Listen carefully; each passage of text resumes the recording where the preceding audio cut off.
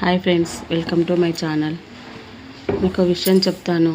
మొన్న రీసెంట్గా మా ఇంటి దగ్గర చుట్టుపక్కల ఒక యాక్సిడెంట్ జరిగింది ఫ్రెండ్స్. ఒక బాబు 18 ఇయర్స్ ఉంటాయి, 20 ఇయర్స్ ఉంటాయి. స్పీడ్గా బండి తీసుకొచ్చాడు.